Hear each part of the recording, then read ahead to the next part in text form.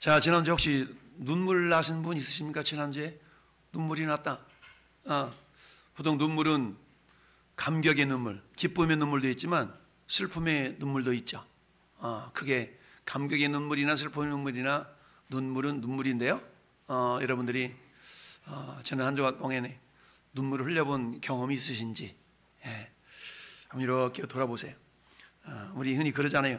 어른이 될수록 눈물이 메말라가는데 눈물이 메마른 존재가 아니라 물론 그 눈물이 슬픔의 눈물 이어서만 돼서는 안 되겠지만 우리가 감격의 눈물, 기쁨의 눈물, 할렐루야 이런 눈물이 됐든 눈물이 난다. 자, 오늘 말씀 시편 126편을 읽으면서 눈물을 흘리며 씨를 뿌리는 자는 기쁨으로 거두리로다. 이 말씀 안 들어본 사람 없을 겁니다. 적어도 우리가 교회 신앙생활을 하면 이 말씀은 많이 들어본 말씀이죠. 울며 씨를 뿌리러 나가는 자는 반드시 기쁨으로 그 곡식단을 가지고 돌아오리로다 라고 말합니다. 여러분, 장사하시는 분들 가운데 이렇게 이 땅, 이 도시, 저 도시로 5일장 다니시는 분들이 계시잖아요. 5일장. 우리 지난주에 오셨던 지난주인가요? 이남진 성도도 남편과 함께 오늘은 저쪽, 오늘은 이쪽. 그래서 일주일 내내 5일장을 다니면서 이렇게 장사하며 사시는 분도 계시고요. 제가 어떤 분도 이렇게 한약방 건강원을 운영하시는 분인데 이분도 지역으로 이렇게 돌아다니시면서 건강도 체크해주고 약도 팔고 이런 분도 계시더라고요. 나도 그러나 이제 이 가운데는 우리가 직장생활 하는데 일정한 곳으로 출퇴근하면서 직장생활 하시는 분도 계시고 또는 사업장을 경영하시는 분도 계시고 다양한 모습으로 우리가 경제 활동을 하는 가운데 있는데, 자, 오늘 시편 126편은 어떤 내용이냐면 한마디로 말하면 바벨론 포로로 끌려갔던 남쪽 유다 백성들, 즉 이스라엘이 멸망당한 이후에 하나님께서 그들을 징계하시면서 70년 동안 포로 생활을 하게 하시죠. 그런 가운데 하나님은 영원히 심판하시는 것이 아니라 잠깐 고난을 허락하시는 이유는 회개하고 하나님을 찾도록 하시기 위함이다 라고 그랬어요. 그래서 오늘 1절부터 3절까지의 상황은 과거적인 경험적인 이야기라면 그래서 큰 일을 행하셨으니, 그렇죠? 과거로 표현되어 있습니다. 2절도 행하셨다 하였도다, 같았도다. 1절, 2절, 3절은 과거형으로 표현하고 있습니다. 그 반면에 4절은 뭡니까? 여호와여 우리의 포로를 남방 시내들 같이 돌려 보내소서. 이 말은 아직 돌아오지 않았다. 미래적인 이야기겠죠? 그러면서 5절, 6절에 씨 뿌리는 그런 내용의 말씀이 있는데요. 자, 오늘 말씀의 배경 한번 지도를 잠깐 보십시오. 앞서서 시대적인 배경을 보면, 자, 이때가 어떤 때냐면, 자, 주전 538년은 어떤 날이냐면은 남쪽 유다가 바벨론으로 포로로 끌려갔어요. 근데 이 바벨론이라는 나라가 메대 파사, 저 파사라는 나라는 지금으로 말하면 페르시아라는 지명인데요. 파사, 페르시아. 오늘날 이스라엘이 엊그저께 막 폭격한 나라가 어느 나라예요? 이란이죠. 그래서 파사, 페르시아, 이란은 같은 나라예요. 같은 나라, 같은 지역을 말해요. 역사적 흐름에 따라서 지명이 이렇게 좀 호칭이 달라졌는데, 우리나라가 지금은 자유 대한민국이지만 100년 전에는 뭐였어요? 조선이었죠. 조선. 그저 600년 전에는 뭐였어요? 고려였죠. 이처럼 같은 지역이지만 대한민국, 조선, 고려 이렇게 명칭이 달라진 것처럼 보통 지금으로 말하면 이란이 페르시아 또는 바사라는 말로 지칭이 되었는데요. 하나님은 이 페르시아를 남쪽 유다 나라를 징계하는 징계의 도구로 사용하셨습니다. 오늘날 말한다면 예수 믿는 성도들을 예수 믿지 않는 사람들을 통해서 징계하시는 꼴과 같다라는 이야기입니다. 근데 북쪽 이스라엘은 주전 722년에 멸망을 당했고 남쪽 유다는 586년에 멸망을 당했다라 그랬죠? 586년에 멸망을 당했어. 그러니까 586년에 멸망을 당해서 이제 다 귀인들이, 왕자들이, 이 사람들이 다 포로로 끌려갔어요. 포로로 끌려갈 때는 어디로 끌려갔어요? 바벨론이라는 나라로 끌려갔어. 근데 이 바벨론이라는 나라가 어디에 멸망을 당하냐면 메대와 페르시아 이 연합국에 의해서 이렇게 멸망을 당합니다. 그리고는 이제 그때 제국이 바뀌었으니까, 그러나 포로로 끌려간 그 지역은 똑같잖아요. 그래서 이 메대 파사가, 이 바사 왕이 포로로 끌려왔던 이스라엘 백성들에게 칙령을 내립니다. 어떤 칙령이냐? 너네들 가운데 니네 고향 땅으로 돌아가가지고 가서 신앙생활도 하고 무너졌던 성전도 좀 이렇게 세우고 해서 그들의 신앙을 인정해주는 그런 칙령을 발표합니다. 왜 그러냐면 이스라엘 나라 땅을 거쳐서 저 유럽 쪽으로 또는 저 아프리카 쪽으로 가야 되잖아요. 그러니까 저 고레스 왕 입장에서는 교두보적인 지역이었다면 이스라엘 땅인 거예요. 그래서 그곳 사람들에게 잘 선정을 해야만이 그곳을 거쳐서 저 남쪽 아프리카나 저 유럽을 갈 수 있는 그런 교두보가 되기 때문에 한마디로 말하면 정치적인 목적으로 이스라엘 백성들에게 호의를 베풀게 된 건데, 근데 하나님은 그런 것을 통하여서 이스라엘 회복의 역사를 이루어 가시죠.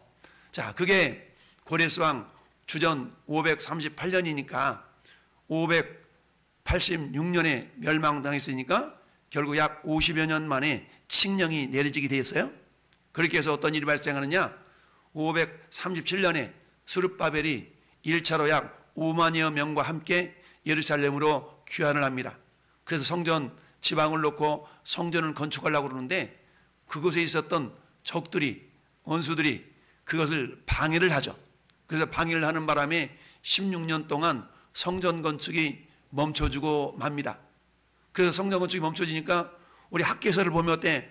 야, 니네 집은 짓기는 바쁜데 여호와의 성전은 너희가 내방쳐두느냐? 하면서 선지자를 통해서 자꾸 하나님께서 성전 건축을 재촉을 하죠. 그 결과 결국 다시 재건을 해서 주전 516년에 결국은 4년 만에 완공을 하게 됩니다. 이게 스룹바벨 성전이에요. 스룹바벨 성전. 그러니까 이들이 북쪽, 남쪽 유다가 완전 멸망할 때가 586년이잖아요. 그럼 586년에 어떤 일이 있었냐면 솔로몬을 통해 지어졌던 솔로몬 성전이 완전히 망가진 그런 해요. 그러면은 586년에 망가졌던 솔로몬 성전이 스룹바벨을 통하여서 다시 재건되어진 그 규모는 작지만 성전이 완전하게 회복된 때가 주전 516년이니까 그럼 몇 년 만이에요? 70년 만에 성전이 회복됩니다. 이것은 하나님께서 다니엘 선지자를 통해서 너희들이 포로로 끌려갔는데 70년 만에 돌아올 것이야 라는 그런 상징적인 의미 숫자와 일치하는 그런 기간이 성전 회복을 중심으로 따져볼 때는 그게 일치가 되는데요. 어쨌든 이스라엘 백성들이 세 차례에 걸쳐서 남쪽 유다가 멸망한 과정 속에서 세 차례에 걸쳐서 포로로 끌려갔다 그랬죠. 귀환할 때도 세 차례에 걸쳐서 귀환을 하게 됩니다. 1차 귀환은 주전 537년에 스룹바벨을 통해서 5만 명 정도가 돌아왔고요. 2차는 458년 때에 에스라의 인도로 1차가 아니라 2차입니다. 2차 귀환이 이루어지는 이때는 약 1700명 정도 돌아왔고요. 3차는 445년 주전 이때에 느헤미야 인도로 귀환을 하게 됩니다. 이때는 몇 명이 들어왔는가에 대한 정확한 그런 숫자적인 근거가 없기 때문에 물음표를 해놨고요.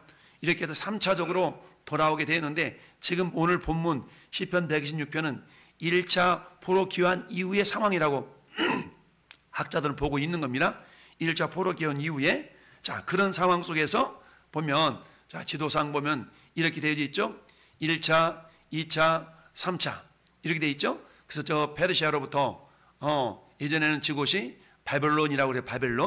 바벨론이 메데 파사의 멸망을 당해서 이제 그곳으로부터 고레스라는 왕을 통해 하나님이 돌아가도 좋다라고 칙령을 내려서 돌아오게 되는데 전체 세 차례에 걸쳐서 돌아왔다. 그런 1차로 돌아왔을 때는 스룹바벨이 성전을 건축하는데 536년에 시작했는데 방해로, 적들의 방해로 16년간 중지되었다가 재건 후에 4년 만에 완공이 됐는데 이때가 주전 516년이더라. 이것은 586년에 멸망을 당했으니까 약 70년 만에 스룹바벨을 통해서 성전이 완공이 되었다. 이게 오늘 시대적인 배경인 겁니다. 그럼 이 시대적인 배경을 통해서 오늘 주님이 무엇라고 말씀하고 있는가? 오늘 말씀의 제목 다시 한번 고백해 볼까요? 눈물이 나도, 아멘, 눈물이 나도 씨를 뿌리라는 얘기입니다. 여러분, 전에 여러분 삶 가운데 눈물 나는 상황 많잖아요. 눈물 나는 상황, 어떤 눈물 나는 상황이냐면 첫 번째로 포로로 끌려간 상황. 내가 포로로 끌려간 상황이 눈물 나는 상황이에요. 그래서 오늘 1절에 여호와께서 시온의 포로를 돌려보내실 때에 우리는 꿈꾸는 것 같았다. 포로로 끌려갈 때는 눈물이 났지만 포로로부터 이렇게 돌아올 때는 기쁨의 눈물이 흘러났겠죠? 이처럼 포로로 끌려갈 때는 슬픔의 눈물이었지만 포로로부터 돌아올 때는 기쁨의 눈물이 난 줄로 믿습니다. 할렐루야. 그렇잖아요. 눈물. 그래서 포로로 끌려갔어. 근데 여러분, 이처럼 물리적으로 육신적으로 다른 나라의 포로로 멸망당해서 포로로 끌려가는 그런 물리적인 포로로 있겠지만, 그러나 그 포로는 그런 포로뿐만 아니라 어떤 포로도 있어요. 죄에 사로잡힌 포로, 죽음에 사로잡힌 포로, 그리고 재정적인 문제 때문에 사로잡힌 포로, 다양한 포로가 있을 수 있습니다. 여러분, 죄 때문에 고통 가운데 있는 자도 있고요. 그야말로 질병의 고통으로 말미암아서 포로처럼 사로잡혀 있는, 질병에 사로잡혀 있는 그런 것들도 결국 뭐예요? 이게 포로다라고 말할 수 있다는 얘기입니다. 이런 것 때문에 뭐가 나올 수 있어요?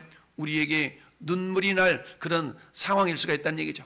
그럼 어때요? 사람이 눈물이 날 상황, 여러분, 죄 때문에, 죽음 때문에, 재정적인 그런 압박 때문에 포로로 잡혀있는 그 상황이 되면 사람들이 일반적으로 뭐 하게 되냐면 자포자기를 하게 되는 경우가 많습니다. 포기를 하게 되는 경우가 많아요.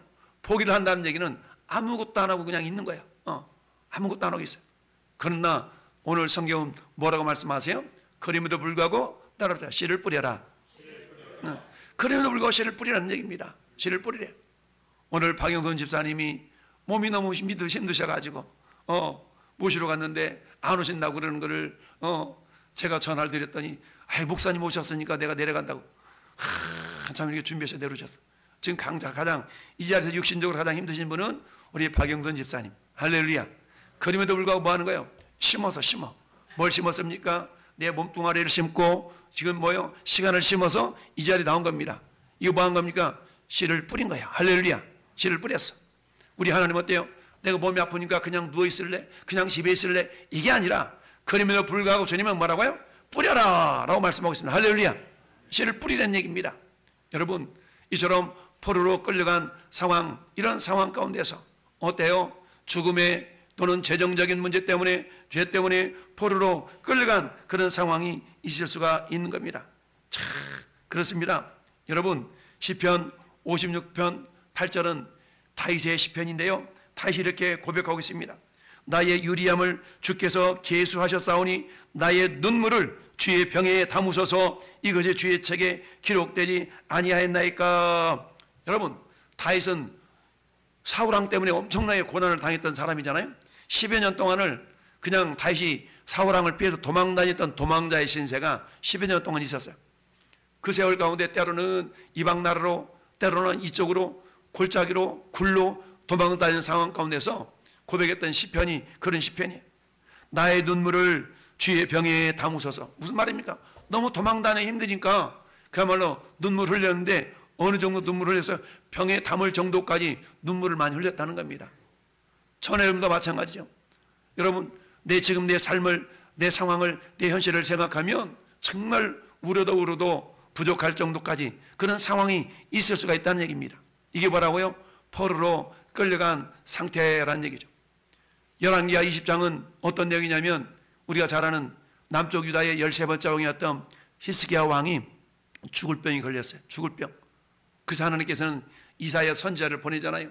야야야야, 너 죽을 때가 다 됐으니까 그 병은 죽을 병이래. 그러니까 너 유언도 좀 남기고 다 좀 정지 좀 하래 라고 하나님께서 이사야 선지자를 통해서 전가를 보냈어요. 그랬더니 히스기야 왕이 예 알았어요. 저 죽을 준비할게요. 이랬을까요? 아니요. 그러지 않았어요. 히스기야 왕은 이런 이사야 선지자의 소리를 듣고 이렇게 하나님께 기도했어요. 여호와여 구하옵나니 내가 진실과 전심으로 주께 행하며 주께서 보시기에 선하게 행한 것을 기억하옵소서 하고 심히 통곡했다고 그랬어요. 눈물로 기도했다는 얘기입니다. 할렐루야. 이처럼 죽음의 그런 상황들, 죽음 앞에 눈물을 흘리면서 이 히스기야 왕은 주님께 기도했다는 얘기죠. 이와 같은 죽음의 문제, 죄 문제, 경제적인 어려움 때문에 이제 때 사르밧 과부는 어떻습니까? 흉년 때문에 먹을 것이 없어서 이제 아들하고 그냥 나머지 남은 가루 한 움으로 먹고 죽으려고 하는 그런 상황 가운데 하나님은 엘리야를 보내잖아요. 엘리야를 보내서 어떻습니까? 야, 그 떡 나를 먼저 주고 니네도 만들어 먹어. 이렇게 얘기하잖아요. 엘리야를 만들어주면 이 과부는 어때? 먹을 게 없어 그냥 굶어 죽을 판이야. 그럼에도 불구하고 어때요? 이 과부가 엘리야를 향해 만들어주잖아요. 그러나 가뭄이 끝날 때까지 하나님 어떻게 역사하셨습니까? 다 먹고 살 수 있도록 통의 가루와 병의 기름이 떨어지지 않도록 역사하신 하나님인 줄 믿습니다. 그렇습니다. 눈물 날 상황, 죽을 상황이었음에도 불구하고 그들이 포기하지 않고 뭐 했어? 심었어. 뿌렸다는 얘기야. 눈물을 뿌렸어. 두 번째는 어때요? 나라를 잃어버린 상황의 눈물이죠. 오늘 이스라엘 백성들이 남쪽 유다가 바벨론에게 멸망을 당해서 포로로 끌려가는 상황, 1차, 2차, 3차에 끌려가는 상황. 여러분 우리나라가 일제 36년 동안 나라 없는 소름을 겪지 않았습니까? 그때도 어때요? 우리 기독교인들은 기도하는 기도의 모습으로 그야말로 나라 회복을 위해서 엄청난 기도의 씨를 뿌린 줄 믿습니다. 그렇습니다. 나라 이런 상황 가운데서 여러분 예레미야 선지자를 별명이 뭔지 아세요? 예레미야 선지자의 별명이 눈물의 선지자, 눈물의 선지자. 얼마나 나라를 위해서 조국을 위해서 울며 불며 기도한 사람인지 예레미야 선지자는 눈물의 선지자예요. 그래서 특별히 예레미야 애가라는 말은 눈물의 편지, 눈물의 노래라는 게 예레미야 애가 아니겠어요? 예레미야 애가 3장 48절에 예레미야 선지자를 향해서 이렇게 말씀하고 있습니다. 딸 내 백성이 파멸로 말미암아 내 눈에는 눈물이 시내처럼 흐르는도다. 내 딸 내 백성의 파멸로 말미암아 내 눈에는 눈물이 시내처럼 흐른다는 겁니다. 나라의 앞날을 생각하면서 기울어져가는 나라를 바라보면서 멸망당하는 나라의 모습을 바라보면서 눈물을 흘렸던 예레미야 선지자. 여러분 우리 가운데 이처럼 나라의 어려운 현실을 바라보면서 눈물을 흘리면서 우리가 기도해 본 적이 있나요? 예레미야 선지자는 그랬다는 얘기입니다. 나라를 잃어버린 상황. 여러분 국권을 잃어버렸다는 얘기는 뭐겠어요? 이처럼 국권을 잃어버리고 우리 땅은 그대로 있어. 국민도 그대로 있어. 근데 뭐가 없어요? 나라에 대한 통치권, 권리가 없다는 얘기입니다. 다른 나라에서 지배를 받게 된다는 얘기죠. 이런 어려움들이 있을 수가 있는 것이죠. 여러분 우리나라가 1990년대에 IMF 그런 어떤 지배를 받았을 그런 적이 있었잖아요. 그때 온 국민들이 그야말로 금부치를 다 내놓으면서 나라를 살렸던 그런 적이 있었어요. 오늘날 우리나라 현실이 굉장히 녹록하지만 않습니다. 굉장히 어려운 시기라고 말들 합니다. 그런 가운데 특별히 저나 여러분의 기도가 절대적으로 필요한 줄 믿습니다. 이처럼 물리적인 나라를 잃어버릴 때에도 고통을 당하지만 여러분 그것보다 더 큰 고통은 뭔지 아세요? 저나 여러분들이 예수님을 믿는데 내 마음 가운데 천국이 없는 겁니다. 예수님을 믿는데 내 가운데 내 심령 가운데 천국이 없는 거예요. 예수를 믿는데 천국이 없다는 얘기는 로마서 14장 17절 말씀이 여러분 하나님의 나라 천국은 먹는 것과 마시는 것이 아니라 오직 성령 안에서 의와 평강과 희락이니라. 할렐루야. 내가 예수 믿고 하나님의 자녀가 되었는데 내가 왜 사는지를 모르는 거야. 내가 예수 믿고 하나님의 자녀가 되었는데 신앙에 대한 열정이 없는 거야. 내가 예수 믿고 하나님의 자녀가 되었는데 내가 이제 좀 더 주와 복음을 위해서 뭔가 살아봐야지 라는 마음이 안 생기는 거야. 이게 뭐예요? 나라를 잃어버렸다는 얘기입니다. 의와 평강이 없어. 왠지 모르게 마음이 불편해. 의와 평강과 희락, 기쁨이 없어. 왜 그럴까요? 마귀는 우리 마음 가운데 도둑질하고 죽이고 멸망시키는 겁니다. 왜 그럴까요? 성령께 사로잡히지 아니하고 사단에게 사로잡히면 우리 마음 가운데 천국이 도적질을 당하는 줄 믿습니다. 여러분 마귀는 인자의 온 것은 양으로 생명을 얻고 더 풍성하게 하기 위해서 이 땅에 오셨지만 사탄이 오는 것은 도둑질하고 죽이고 멸망시키려는 것뿐이요 라고 말씀하고 있어요. 어떻게 도둑질하고 죽여 멸망시킵니까? 에덴 동산에서 아담과 하와를 그야말로 하나님으로부터 이렇게 분리시켜 영적인 죽음이 오게 했던 그 사단의 방법은 지금도 똑같습니다. 육신의 정욕과 한목의 효욕과 이생의 자랑이라는 방법을 통해서 도둑질하고 죽이고 멸망시키는 거예요. 이처럼 하나님 나라가 잃어버렸어요. 청년 여러분 가운데 여러분 내가 어떻게 하면 좀 더 신앙생활을 잘해볼까? 내가 어떻게 하면 교주와 복음을 위해서 좀 더 내가 헌신해볼까? 이런 마음이 없다면 내 안에 하나님 나라가 사라져가고 있다는 하나의 증거일 수가 있습니다. 내 마음 가운데 어떤 상황 가운데서 내 마음이 평안해야 되는데 근데 평안이 없습니다. 왠지 모르게 항상 불편하고 항상 초조하고 긴장 가운데 있고 이렇다면 뭔가 문제가 있는 것이죠. 기쁨이 사라졌습니까? 성경 말씀하잖아요. 항상 기뻐하라. 여러분 기뻐할 조건 가운데 기뻐하는 것은 누구나 할 수 있어요. 그러나 저기서 말하는 항상이라는 단어가 너무너무 중요하지 않습니까? 항상이라는 건 뭡니까? 내 삶이 기뻐할 조건이 아닌 것 같아. 그런 상황 가운데서도 우리가 기뻐할 수 있을까요? 범사에 감사하라. 여러분 범사는 모든 일에 이 말이에요. 모든 일. 지난 한 주간을 돌아보세요. 여러분 감사할 일들만 있었나요? 아니죠. 여러분 기뻐할 일만 있었나요? 아니죠. 그럼에도 불구하고 어때요? 우리는 어때? 기뻐하고 감사하고 할렐루야. 왜? 그게 하나님의 뜻이기 때문에. 제가 어제 우리 집사람이랑 오랜만에 어머니 산소를 다녀왔어. 근데 하도 자풀이 많아가지고 비가 많이 오다 보니까 막 아카시아 뿌리, 뭐 가시나무 이런 것들이 막 무덤이 옆에 하도 그냥 얼떨결에 갔는데 도구를 가지고 가지 않아가지고 장갑 끼고 맨손으로 막 불 뽑다 보니까 막 손이 깨지고 막 이런 일이 발생했는데 예. 참 오랜만에 어머니 생각이 나는 거야. 그래서 마음이 참 그렇더라고. 그런데 올라오는 길에 차가 고장이 나가지고 엔진 경고등이 자꾸 뜨는 거야. 그래가지고 이 차를 끌고 올 수가 없네. 그래서 여산 휴게소에서 근데 여산 휴게소가 미륵사지 휴게소로 바뀌었던 이름이. 여산 휴게소에서 받쳐가지고 이제 우리 차 관리해주는 그 사장님한테 전화를 했어. 그랬더니 이렇게 하라고. 근데 조심해서 끌고 오라고.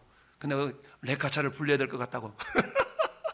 그러는 거야. 그래가지고 올라가다가 차 멈추면 레카차 불러서 끌고 오라는 거야. 그러냐고. 알았다고. 그래서 옆에 있는 우리 집사람이 기도하면서 하나님 살살 몰고 잘 가. 그 보니까 키로수가 130km야. 남은 키로수가 130km 평택까지. 예. 그래서 어떻게 해요?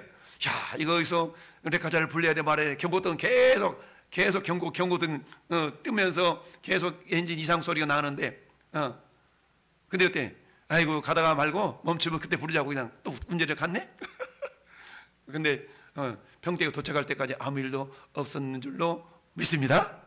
아무 일도 없어서. 그래가지고 이 가스터에 갔더니 그 사장님이 원래 토요일 날은 쉬는데 토요일 날 쉬는 이 양반이 토요일 날 오늘따라 자기 일을 하는데 목사님 전화하셨다고 가서 기다릴 테니까 조심해서 올라와 보라고.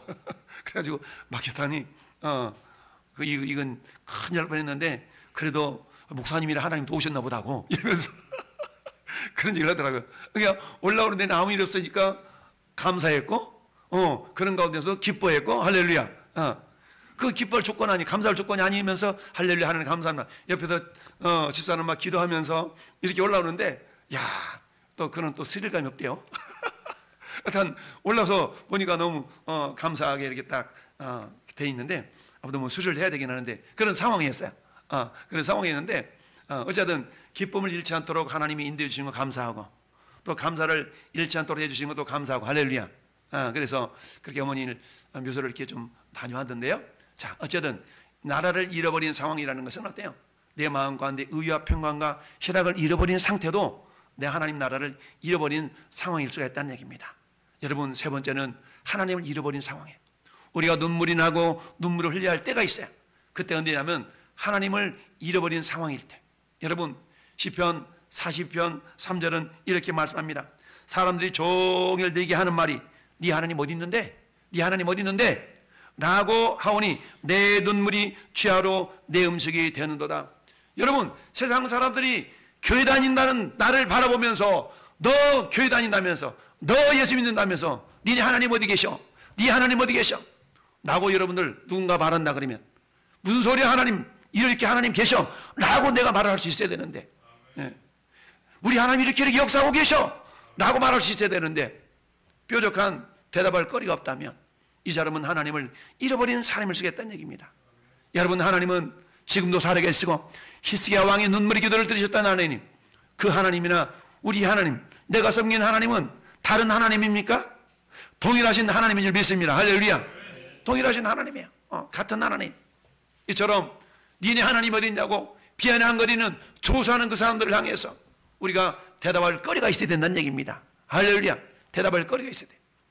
어저께 그저께도 전도하는데 71살 잡수신 어떤 양반이 내 앞에 와서 가만히 쳐다보면서 전도지를 받았다 반납했다 받았다 반납했다 이런 얘기를 이러시더라고. 그러면서 소주 한 잔 이렇게 들이키고 얘기를 나누는데, 야, 그러면서 그분이 그러는 거야. 이렇게 한다고 누가 받아서 믿냐? 이렇게 한다고 뭐 이렇게. 그러면서 나를 착 쳐다보니 참 불쌍하대, 나보러. 또 받아가는 사람도 별로 없는 것 같더구만.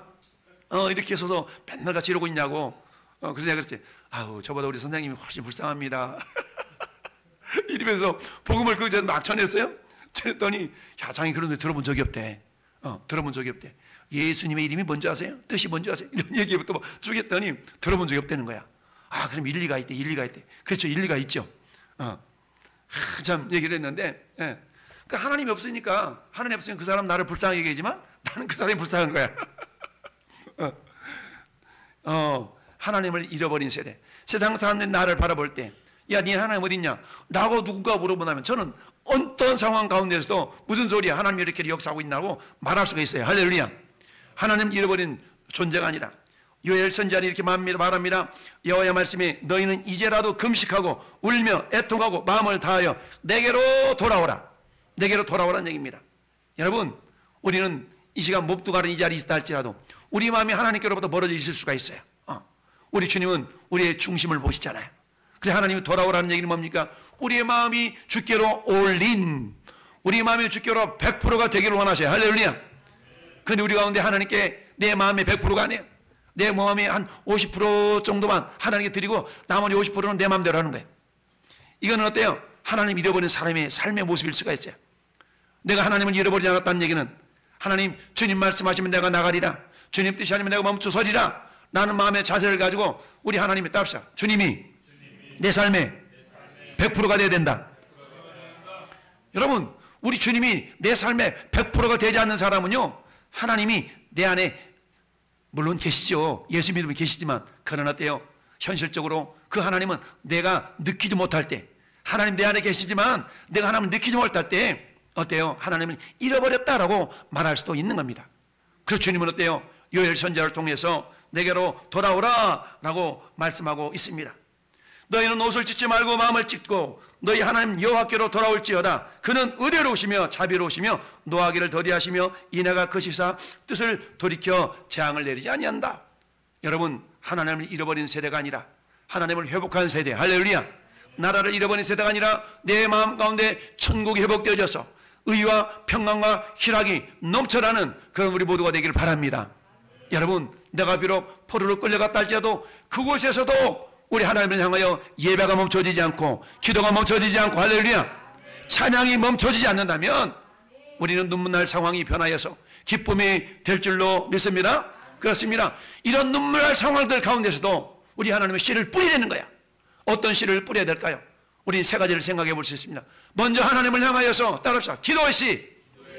그렇습니다. 하나님을 향하여 기도의 씨를 뿌려야 됩니다. 여러분, 우리 하나님 우리에게 이 세상을 허락해 주셨어요. 기도의 씨는 하나님을 향하여 부르짖는 겁니다. 우리가 잘 아는 예레미야 33장 2절 3절, 이를 행하는 여호와 그를 지어 성취하는 여호와가 이같이 이르시도다. 너는 내게 부르짖으라. 할렐루야. 내가 내게 응답하겠고 네가 알지 못하는 크고 은밀한 일을 내게 보이리라. 할렐루야. 여러분, 시편 42편에 내 영혼아 어찌해 네가 낭망하여 낙심해 하는고. 왜 낙심하냐 이거야. 왜 낙심하냐? 네 속에 어찌 불안해하느냐? 너는 하나님께 소망을 두라. 그가 나타나 도우심으로 말미암아 내가 여전히 찬송하리로다. 할렐루야. 여러분, 저와 여러분의 소망이 어디 있나요? 이 몸의 소망 무엔가 우리 주 예수뿐일세. 우리 주 예수밖에는 믿으리 아주 없도다. 할렐루야. 여러분, 우리의 소망이 어디 있나요? 우리 자식에게 소망이 있습니까? 내 남편에게 소망이 있습니까? 내 마누라에게 소망이 있습니까? 내가 좀 꼽을 쳐놓은 그 돈도 한 마리에 우리가 내 소망이 있습니까? 아니요. 그런 것들 다 사라질 것들이에요. 영원히 변하지 않는, 우리 하나님은 어제나 오늘이나 영원토록 변하지 아니하시는, 변하지 않는 동일하신 하나님께 우리의 소망이 있기를 바랍니다. 그렇습니다. 기도의 씨가 우리가 심겨져야 될 씨인 줄 믿습니다. 할렐루야. 여러분, 낙심할 상황 가운데서도 누가복음 18장 1절은 주님이 그렇게 말씀하세요. 너희가 낭망치 말아야 될 것을 비유로 하여 가라사대. 낭망할 상황이, 우리는 낭망할 수 있기 때문에 낭망하지 말라는 거죠. 할렐루야. 네. 낭망하지 말아라. 낭망하지 마라. 아무것도 염려하지 말고 오직 모든 일에 기도와 간구로 너희 구할 것을 감사함으로 하나님께 아뢰라. 답시다. 모든 일에. 모든 일에 기도와 간구로 하나님께 구하래요. 기도하라님. 모든 일 속에 포함되지 않는 게 있나요? 없어요. 모든 일 포함돼. 아침에 여러분이 예배당에 나오는 그 발걸음도 모든 일 속에 포함됩니다. 할렐루야. 그러니까 오늘 집을 나서기 전 기도했나요? 오늘 받을 은총이에 기도했나요? 할렐루야. 우리가 집을 나서도 기도, 걸어갈 때도 기도, 예배당에 도착해서도 기도, 예배 드리면서도 기도. 할렐루야. 기도가 멈춰지지 않기를 바랍니다. 이처럼 우리는 하나님을 향하여서 기도의 씨를 심어야 될 줄로 믿습니다. 눈물이 나도 뿌려야 될 씨는 뭐냐? 기도의 씨입니다. 할렐루야. 눈물이 나도, 눈물 나는 그런 상황 같다 할지라도 우리는 어때요? 그럼에도 불구하고 기도의 씨를, 하나님을 향하여 씨를 뿌려라. 할렐루야. 두 번째, 우리가 씨를 뿌려야 되는 것은 세상을 향하여 씨를 뿌려야 됩니다. 어떤 씨를 뿌려야 됩니까? 나옵시다. 복음의 씨를 뿌려라.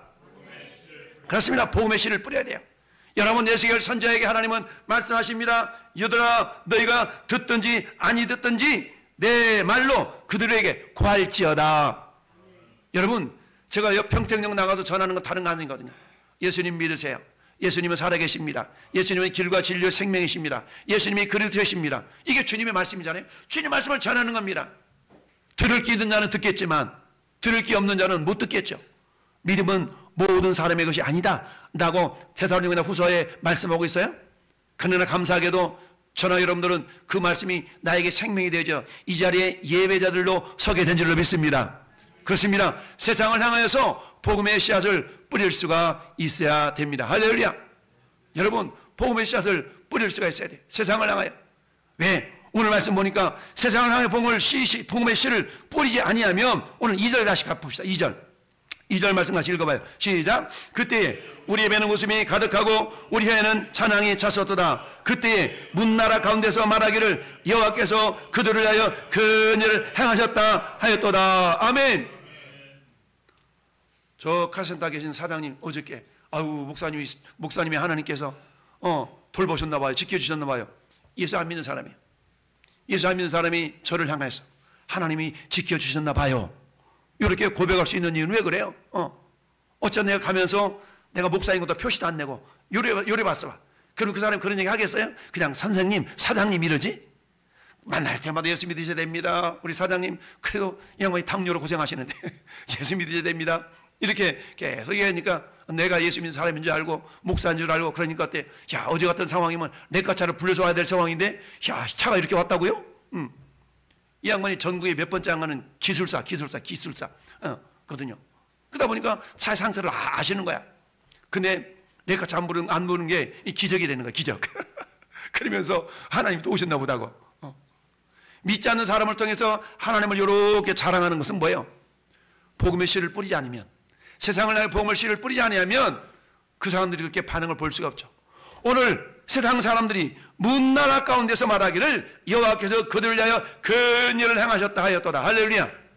저는 여러분들이 어디를 어떤 곳에 간다 할지라도 저는 예수님을 믿는 사람인데요, 저는 예수를 믿는 집사인데요, 저는 예수를 믿는 장로인데요 라고 여러분들이 고백하면서 어떤 행동을 보이고 언행심사 이런 걸 보여준다면 그 사람들이 바라볼 때 장로님이라 그러셨군요, 집사님이라 그러시는군요, 나하고 그들을 통하여 여러분이 믿고 있는 신앙을 인정하는 그날이 반드시 오게 될 줄을 믿습니다. 그렇습니다. 여러분, 여호수아 3장 5절은요 기생 라합의 고백입니다. 하나님께서 어때요? 기생 라합을 통해서 하나님께서 저 이제 여리고성을 이렇게 물리쳐 이기게 하시는데 그런 고백을 합니다. 야, 내가 들었는데 하나님은 상천하지 하나님이시고 이 많은 백성들을 물리치시고 이런 소리를 내가 들었거든. 그러니까 어때요? 그들이 누구 편을 들어줘요? 기생 라합이 누구 편을 들어요? 이스라엘 편을 들어주잖아요. 그런 고백을 하고 있는 겁니다. 뿐만 아니라 여러분, 사도행전 5장 42절은 이렇게 말씀하고 있습니다. 자, 그들이 날마다 성전에 있든지 집에 있든지 예수는 그리스도라고 가르치기와 전도하기를 그치지 아니하니라. 할렐루야. 예수님을 전하는 일에서 내년부터 해야지, 내년부터 해야지, 7월달부터 해야지 이러지 않다는 얘기죠. 지금 이곳에서 내가 나에게 주어진 여건에 따라서 복음을 전할 수 있는 축복의 통로들이 되기를 바랍니다. 할렐루야. 이처럼 우리 씨를 뿌려야 할 것은 세상을 향하여서 복음의 씨를 뿌리는 자 되기를 바라요. 세 번째는 따로 내 자신을 향하여 믿음의 씨를 뿌려라. 내 자신을 향해 믿음의 씨를 뿌려야 돼요. 여러분, 하나님의 역사는 믿음의 역사예요. 내가 아무리 건강하다 할지라도 하나님의 역사를 이루는 게 아니라 내가 아무리 연약하다 할지라도 내가 믿음을 하나님께 보여드린다면 하나님은 그 가운데서 역사하실 줄 믿습니다. 하나님 모든 역사는 믿음의 역사예요. 그렇기 때문에 우리가 뭐 해야 돼요? 믿음을 보여줘야 됩니다. 여러분, 역대하 20장에 아사 왕 때의 적들이 침략했어요. 적들이 쳐들어왔어요. 너무 힘들었어요. 아사 왕이 하나님을 바라보면서 기도하는데 하나님께서 선지자를 통해서 말씀하셨어. 그러자 이 아사 왕이 힘이 확 나가지고 이스라엘 백성들을 불러 모아놓고 이렇게 이야기합니다. 아사 왕이 여호사밧 왕이네요. 딱 얘기한, 야, 뭐라고 얘기하느냐? 야, 역대 20장 20절, 이에 백성이 아침에 일찍 일어나 드고 둘러가나니라. 이때 여호사밧이 서서 이르되 유다와 예루살렘 주민들아, 내 말을 들을지어다. 너는 따릅시다. 너는 너희 하나님 여호와를 신뢰하라. 그리하면 견고히 서리라. 선지자들을 신뢰하라. 그리하면 형통하리라. 하나님을 신뢰하면 견고해져. 흔들지 않아요. 할렐루야. 선지자들을 신뢰하면, 선지자 전한 하나님의 말씀을 신뢰하면, 할렐루야, 형통해집니다. 이처럼 견고하고 형통한 복은 신뢰할 때 나타납니다. 여러분, 이사야 7장 9절은 이렇게 말씀합니다. 너희가 견고하게 믿지 않으면 견고해지지 않아. 그래서 주님이 이렇게 말씀합니다. 너희는 굳게 믿지 않으면 굳게 서지 못한다. 굳게 믿어야 굳게 선다는 얘기입니다. 할렐루야. 따라서 굳게 믿으면 굳게 선다. 굳게 믿는다는 얘기는 뭘까요? 어떤 상황 가운데서도 말씀을 의심하지 않는 거예요. 어떤 상황 가운데서도 말씀을 의심하지 않는 겁니다. 할렐루야. 이게 진정한 믿음이에요. 환경, 상황, 조건에 따라서 말씀을 믿고 안 믿고가 아니라 환경, 상황, 조건은 그런다 할지라도 여러분 항상 기뻐하래. 범사에 감사하래. 감사할 조건이 아님에도 불구하고 감사하면 그 조건이 감사의 조건으로 변화될 줄 믿어요? 기뻐할 상황이 아님에도 불구하고 기뻐하면 그 상황이 변하여 기쁨의 상황으로 변화될 줄 믿어요? 이게 믿음의 모습이에요. 믿음의 모습. 이게 견고한 믿음을 믿습니다. 이처럼 우리가 뿌려야 될 씨는요, 하나님을 향하여 기도의 씨를 뿌려야 되고요, 세상을 향하여 복음의 씨를 뿌려야 되고요, 우리 자신을 향하여서는 믿음의 씨를 뿌려야 될 줄로 믿습니다. 히브리서 11장 6절, 믿음이 없이는 기쁘시 하지 못하나니 하나님께 나가는 자는 반드시 그가 계신 것과 또한 그가 자기를 찾는 자들에게 상 주신 이심을 믿어야 할지니라. 할렐루야. 이처럼 우리가 견고한 믿음의 뿌리, 견고한 믿음의 씨를 뿌리는 우리 모든 성도가 되기를 바랍니다. 이럴 때 하나님께서는 큰 일을 행하신 줄로 믿습니다. 하나님 큰 일을 행하셔서 슬픔이 변하여 기쁨으로 변화되게 하십니다. 여러분, 불신자를 통하여 구원의 역사를 고백하게 하십니다. 무슨 말입니까? 내가 간증의 주인공이 된다는 얘기입니다. 하나님 저와 여러분들을 간증의 주인공 삼으셔서 나를 바라보는 그 세상 사람들이 나를 통해 역사하시는 하나님을 고백하게 한다는 얘기예요. 할렐루야. 이처럼 여러분을 바라볼 때, 그 누군가가 여러분 바라볼 때 내가 당신을 보니까 하나님 계신 것 같아. 내가 당신을 바라보니까 나도 예수 믿어야 될 것 같아. 말이라도. 이런 은혜가 있기를 바랍니다. 이처럼 불신자가 구원의 하심을, 하나님의 구원하심을 고백하는 일들이 나타나게 된다는 얘기입니다. 세 번째는 씨앗이 곡식단이 되어서 거두게 하시는 놀라운 구원의 축복이 있는 줄 믿습니다. 여러분, 그렇습니다. 저는 여러분들 말씀의 씨앗, 기도의 씨앗, 여러분 이처럼 씨앗을 뿌릴 때마다 하나님은 반드시 합력하여 복이 되게 하신 것뿐만 아니라 거두드리는 놀라운 기적 역사를 이루게 하실 줄로 믿습니다. 내 상황이 눈물 나는 상황이라 할지라도, 내 상황이 눈물이 아니면 건너갈 수 없는 상황이라 할지라도 그 상황 가운데서 뭐 하라고요? 뿌리라는 얘기입니다. 씨를 뿌리라. 따릅시다. 기도의 씨를 뿌리자. 복음의 씨를 뿌리자. 믿음의 씨를 뿌리자. 그렇습니다. 하나님을 향하여, 세상을 향하여, 자신을 향하여 이와 같은 씨를 뿌릴 때 하나님은 반드시 큰 일을 행하심으로 말미암아 우리에게 슬픔이 변하여 기쁨이 되어지고, 여러분 불신자들을 통해서 주님을 자랑하는 축복의 통로가 되게 하시고, 하나님 씨앗이 열매 맺는 놀라운 구원의 역사, 회복의 역사, 은혜의 역사가 나타날 줄로 믿습니다. 결론을 같이 한번 우리 고백합시다. 시작. 눈물이 나는 현실의 어려움 속에도 눈물을 흘리며 기도와 복음과 믿음의 씨를 뿌리는 자에게 하나님의 전능하신 손길로 큰 일을 행하셔서 결실의 기쁨을 주십니다. 아멘.